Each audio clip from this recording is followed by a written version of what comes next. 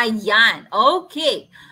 Ayan, so mga kapatid, mga ka-winners, mga kapuso, kapamilya, welcome po sa ating technical training on our marketing plan dito po sa Weevolve. And sabi nga, if you learn more, we earn more. I'll try to keep this short po, no? Kasi medyo marami nga talagang detalye. Kasi ito yung hindi dinidiscuss sa atin during the presentation. Kasi nga, masyadong haba. Pero ngayon po, mas gagawin natin mas detalyado para tayo po ay talagang magkaroon ng idea. Ano po ba yung mga paraan kung paano tayo kumita sa company natin? Pag-uusapan po natin ngayon ay tatlong bagay: registration packages natin, product distribution, and network building. So these are the topics or the outlines po ng atin pong training today. Ayan. So sum up siya sa tatlong topics po. So, unahin natin si registration package.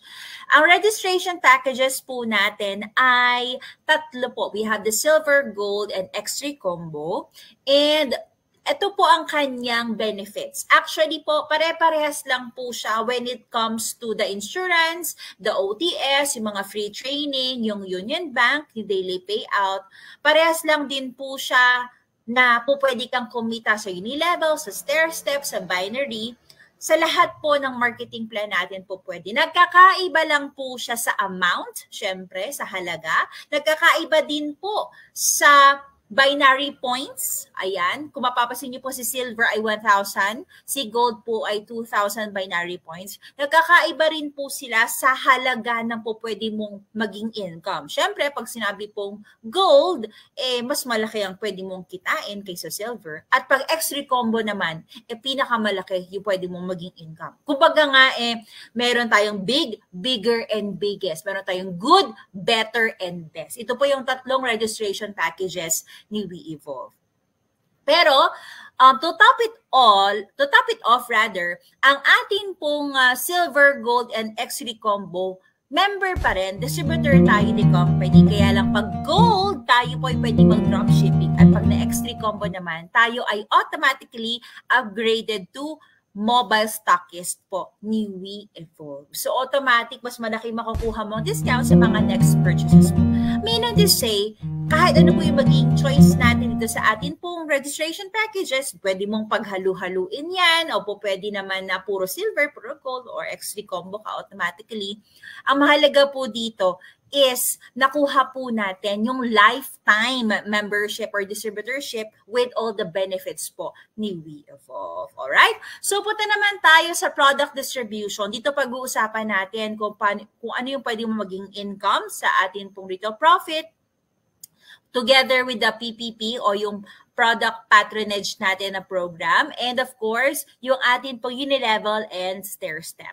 So, retail profit meaning pwede tayong magbenta-benta from the 20 to 50% retail profit po, no? Na dito po sa ating company. Since discounted tayo, meron tayong magiging income. So, kung mapapansin niyo po, sa first column yung product, second column po yung distributor's price natin. Suggested retail price po yung sa third, and sa fourth naman po is yung pwede natin maging tubo mula sa ating pong pagbebenta ng ating produkto. So let us say magbenta po tayo ng isang cleanse facial wash, meron tayong 650 pesos agad, di ba?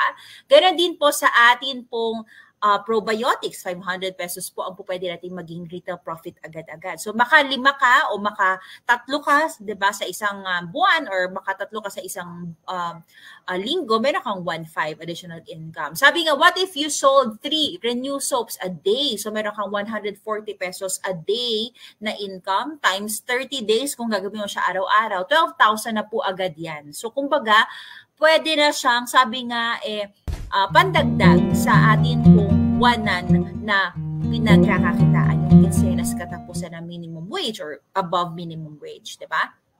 So that is kung mahilig ka magbenta ng sabon. Pwede ka rin naman magbenta ng 2 coffee format, 2 coffee bueno a day. So, pwede mo mag-income din dyan, 12,000 pa din in 30 days. Yan. Kung ikaw naman magbibenta ng isang set ng immunobooster natin, itong food supplements natin, in 1 week, ang magiging income mo in 1 month is 12,000 pesos. So kung isipin po natin, kung mano-mano po natin siya ibibenta, medyo mahihirapan tayo. But if we try to sell it online, lalo na po sa ating po platform na dropshipping, syempre mas magiging mabilis at mas magiging marami po ang atin pong magiging sales sa retailing pa lang. Pagbebenta-benta pa lang ng produkto yan. Ang maganda po dito, kapag meron na tayong mga customers o yung mga suki, ika nga, pag nag-reorder sila, meron ulit tayong tubo. And pwede rin silang, of course, maging distributor in the future. So punta naman tayo sa atin pong Product Patronage Program or the Triple P. Ayan, sa Triple P po natin, ito po ay yung atin pong monthly requirement na kailangan po may 1 point tayo sa mga product reorders natin. Personal, ibig sabihin bibili ka let's say ng sabon, kape, Rejuve, bili ka ng lotion, bili ka. In 1 month, kailangan mailagay mo sa pangalan mo yun, may credit mo sa account mo para meron kang 1 point for the next month. Kasi in advance po ang atin pong PPP or Triple P. Ano po ba ang kahalagahan ng pagkakaroon ng Triple P? Simple lang, pag tayo po ay merong Triple P, meron tayong potential o may chance tayo rather na kumita ng Unilevel and Stairstep mula sa mga product reorders. Okay, ibig sabihin kapag may Triple P tayo, ngayong buwan na to, sa mga bibili ng produkto, sa reorders ng downlines mo o grupo mo next month, meron kang Unilevel and Stairstep. Pag hindi ka nakabili ngayon ng 1 point, Triple P, na lalo na po November 29 ngayon, hindi ka nakabili. Sa mga product reorders ng downlines mo or distributors under your team, ng leaders mo, hindi ka kikita ng Unilevel and Stairstep. Take note, Unilevel and Stairstep income lang po ang hindi mo magiging income pag wala kang Triple P. Pero yung binary po, wala po tayong dyang Triple P. Wala tayong requirements dyan. Maliwanag po ba? Pakilagay nga po dyan Triple P or PPP. Pakilagay po sa ating comment section. Okay. Ngayon, paano ba kumita sa ating mga product reorder? Simple lang naman, 2 bagay lang yan bukod sa retailing. Diba? Siyempre pag nag-retail ka, ikaw ang kumikita kasi po nagbenta. Pero sabi nga sa negosyo natin, this is leverage. Ibig sabihin, kahit hindi na ikaw ang nagbebenta or gumagawa ng sistema, po pwede ka pa rin kumita. And ito po yung isa sa talagang beauty ng atin pong negosyo na network marketing. Bakit?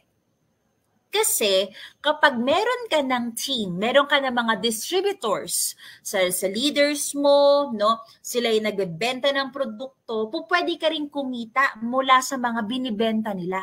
Sila, meron silang tubo, katulad po ni Pastora Luisa, ni Coach Blenny, ni Coach Jake, sila po yung bumili ng mga produkto ng 11-11. Binenta nila yon, kumita sila. Okay? Ang good news, every time na meron silang mga reorders, except for the promos natin na 11-11 and 12-12, ano? Pag bumili sila ng mga produkto, mayroon silang tubo, mayroon silang retail profit, ang mga uplines, meron pong Unilevel and Stairstep mula sa mga product reorders. So, ang tanong nga, what if ang mga distributors under your team ay nakabenta, kunyari lang, let us say, ng 500 bottles ng Cola Boost in 1 month? Ano yung magiging income mo sa mga product reorders? Meron kang Unilevel na 7,000 at meron kang Stairstep na 10,000 pesos as elite. Question, kumita ka ng 7,000 sa Unilevel, kumita ka ng Stairstep na 10,000 pesos mula sa binenta nilang mga Cola Boost. Ang tanong, ikaw pa ba nagbenta? Hindi na. Kailangan ba bumili ka ng produkto? Kailangan bumili ka ng stocks para kumita ka ng 7,000 and 10,000? No. Kasi ito po ay galing sa mga reorders na lang. Paano po ba yun? Pag-usapan natin